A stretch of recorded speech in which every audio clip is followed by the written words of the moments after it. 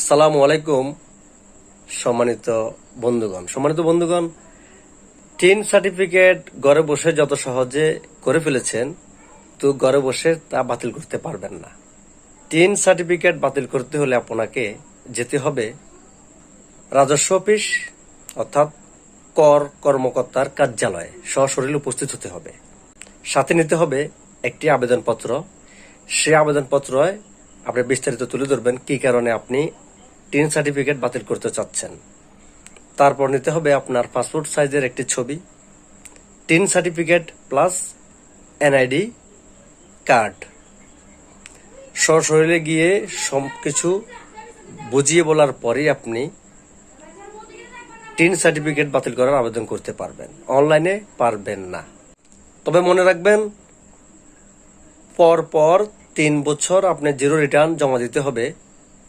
তারপর আবেদন করতে পারবেন টিন সার্টিফিকেট বাতিল করার, তার আগে পারবেন না।